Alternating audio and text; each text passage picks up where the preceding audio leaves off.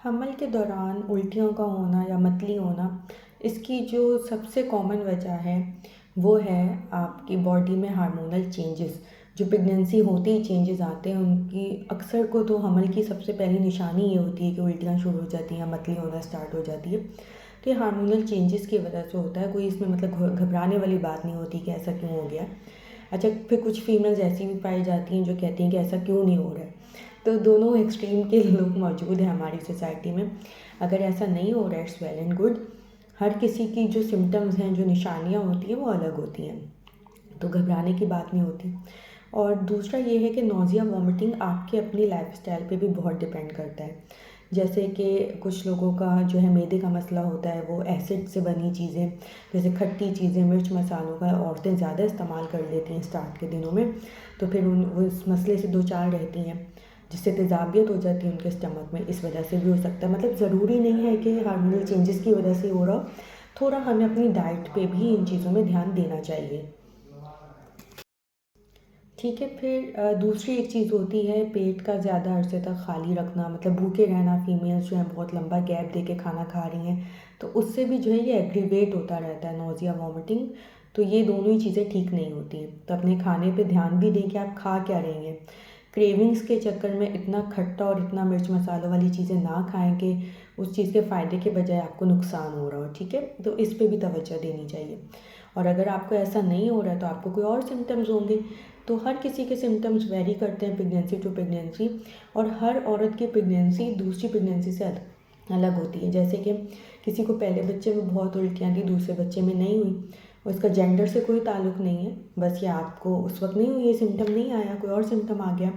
तो बहुत सारी मिथ्स जो हैं हमारी सोसाइटी में मौजूद है जिनका रियलिटी से कोई ताल्लुक़ नहीं होता है। तो इसलिए अपने आप को एजुकेट रखना बहुत ज़रूरी है। और काफ़ी पेशेंट्स तो इस बात पे लड़ भी पड़ते हैं कि अल्ट्रासाउंड में ये बता रहे हैं, हमें तो यही अलामत थी जो गर्ल की या बॉय की होती है।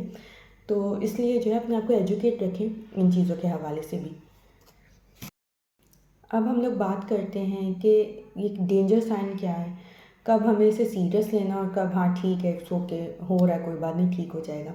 देखिए, जो पहले शुरुआत के 3 महीने होते हैं ना, उसमें तो ऑलमोस्ट 90% फीमेल्स को नोज़िया वॉमिटिंग का मसला होता ही है।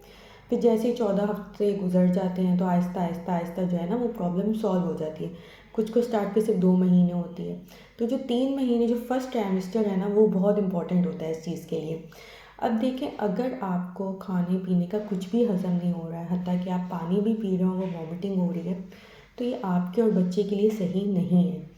क्यों सही नहीं है? क्या इफ़ेक्ट्स हो सकते हैं कि एक तो आपकी बॉडी में डिहाइड्रेशन हो जाएगी, पानी की कमी हो जाएगी। जो प्रेगनेंसी ना हो वैसे भी हम लोग कहते हैं कि उल्टियाँ या मोशन कुछ भी ऐसा मसला होता है तो पानी की कमी हो सकती है। ठीक है, दूसरा क्या मसला हो सकता है कि बच्चे की ग्रोथ मुतासर हो सकती है। ग्रोथ मुतासर किस तरह होगी कि जब माँ को ही इनफ न्यूट्रिशंस नहीं मिल रहे हैं तो वो आगे बच्चे को क्या पास करेगी। तो ये दोनों मसले जो हैं उल्टियों के साथ हो सकते हैं। तो इसलिए वो फीमेल्स जिन्हें बिल्कुल पानी भी रास नहीं आ रहा है और वो दिन में जो है ना तकरीबन 7-8 उल्टियाँ कर रही हैं, 5 से ज़्यादा, 3-4 से ज़्यादा उल्टियाँ आ रही हैं और कुछ भी हज़म नहीं कर पा रही हैं, तो उनके लिए बहुत ज़रूरी है कि वो इमरजेंसी में जाएँ और अपना ट्रीटमेंट करवाएँ। फिर जो हामला होती हैं ट्विन्स के साथ, एक से ज़्यादा बच्चों के साथ, उन्हें उल्टियों का मसला बहुत रहता है। उसे हम लोग अपने मेडिकल टर्म में हाइपरमेसिस ग्रेविडम कहते हैं, जिन्हें ये प्रॉब्लम ट्विन्स के साथ या मल्टीपल प्रेगनेंसी के साथ होती है। सिंगल के साथ भी कुछ को हो जाती है लेकिन बहुत रेयर होता है। ठीक है, तो उनमें तो 3 महीने बहुत ही, या अक्सर के तो 9 महीने बहुत मुश्किल गुजरते हैं इन अलामत के साथ, और हर वक्त इमरजेंसी का चक्कर और ड्रिप्स, ये सब चीज़ें चलती रहती हैं। दूसरा देखें, अगर आपको उल्टियों का मसला है तो अपनी जो डॉक्टर ने आपको दवाई तजवीज़ दी है वो ज़रूर लें। बहुत सी दवाइयाँ मार्केट में नोज़िया वॉमिटिंग के लिए, वो लें। अगर आपको उससे कंट्रोल नहीं हो रही है तो अपनी डॉक्टर से रब्ता करें कि आपको अल्टरनेटिव दवाई दे दें।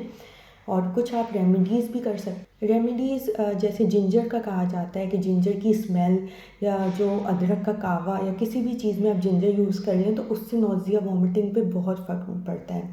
ऐसे ही पुदीना, पेपरमिंट जो होता है वो भी बहुत अच्छा होता है। अच्छा देखिए, दोनों जो चीज़ें हैं ना, ये आपके एसिड रिफ्लेक्स को भी कंट्रोल कर रही हैं। तो जिन्हें तेज़ाबियत का मसला है, खट्टी और मसालेदार चीज़ें खा के उन्होंने अपना मैदा बर्बाद कर लिया है, या बहुत फ़ास्ट फूड जो औरतें खाती हैं, मैदा उनका ख़राब होता है अक्सर, तो उनके लिए भी ये फ़ायदेमंद है कि वो जिंजर और पेपरमिंट का इस्तेमाल करें, ताकि जो उनका तेज़ाबियत है वो भी कम हो। दही का आप इस्तेमाल कर सकती हैं, ठीक है। तो जितनी भी ऐसी चीज़ें हैं वो आपके मैदे को बहुत अच्छा असर डालती हैं और उससे नौज़िया वॉमिटिंग भी कम होता है। फिर मैं हमेशा जो मेरे पेशेंट्स हैं उन्हें मैं हमेशा बताती हूँ, जो कंसल्टेशन के लिए आते हैं या मुझसे ऑनलाइन कंसल्टेशन करते हैं, मैं उन्हें हमेशा एक बात कहती हूँ कि रूल होता है हमल का कि आपने एक साथ बहुत ज़्यादा नहीं खाना है। ज़रूरी नहीं है आप एक साथ बैठ के 2 रोटियाँ खा जाएं, नो वे। आप आधी रोटी खा लें, फिर उसके 1 घंटे के बाद आधी खा लें, फिर मतलब कुछ कुछ गैप से खाते रहें। लंबा अरसा अपने पेट को खाली नहीं रखना होता है। टेक स्मॉल मील्स, ठीक है। हर मील्स को आप तोड़ लें, डिवाइड कर लें। उल्टियों का मसला है, कोई बात नहीं, उल्टी आ जाएगी, इट्स ओके, निकलने दें, लेकिन खाना खाएं, खाना नहीं छोड़ना चाहिए। तो इस चीज़ के बहुत बुरे असरात होते हैं बच्चे के ऊपर भी और माँ की सेहत के ऊपर भी। तो इसलिए खाना नहीं छोड़ना है। उल्टी आ जाएगी, आ जाए भले, इट्स ओके। उल्टी की दवाई लें, रेमेडीज़ इस्तेमाल करें और थोड़ी थोड़ी देर बाद अपना मुंह चलाते रहें। मुंह नहीं रुकना चाहिए। अब मुंह चलाने से मुराद ये नहीं है कि आप लेज़ खा रहे हैं या फिर जो है निम्को या इस तरह की चीज़ें खा रहे हैं, नहीं। आप फ्रूट्स का इस्तेमाल करें, जो सिट्रस फ्रूट्स हैं वो भी बहुत अच्छे लगते हैं, वो आप खाएं। ऐसी चीज़ें जो हेल्दी फूड है, हेल्दी फूड थोड़ी थोड़ी देर बाद आप कुछ ना कुछ खाते रहें, आपका पेट खाली नहीं होगा, आपको खुद फ़र्क महसूस होगा कि अब आपको ज़्यादा शिद्दत से उल्टियाँ नहीं आ रही हैं, ठीक है। लेकिन अगर किसी दिन खुदा ना खास्ता बहुत ज़्यादा उल्टियाँ आ जाएँ तो फीमेल्स घर बैठी रहती हैं, नहीं हम डॉक्टर को नहीं दिखा रहे या घर वाले नहीं ले गए, ये बेवकूफ़ियाँ ना किया करें। ज़रूर अपनी सेहत का ज़िम्मा आपका है, किसी और का नहीं है। ये चीज़ मुझ समेत सारी औरतें बहुत देर से लर्न करती हैं, लेकिन हमें लर्न कर लेना चाहिए कि हमें अपनी सेहत का ख़ुद ख्याल रखना है। हमारे और माँ बाप को तो ख्याल हो सकता है, लेकिन उसके अलावा अगर किसी को ख्याल नहीं है तो आप ख़ुद तो ख्याल रखें। तो इसलिए अपना ख्याल रखें, अपनी डाइट पे फोकस करें, हेल्दी फूड लें हमल के दौरान, ताकि आपका आगे का रास्ता आसान हो। मुझे उम्मीद है वीडियो आपको अच्छी लगी होगी। मुझे इंस्टाग्राम पे फॉलो करें, मेरे चैनल को सब्सक्राइब करें, share my video with your friends and family. Next video तक के लिए अल्लाह हाफिज़।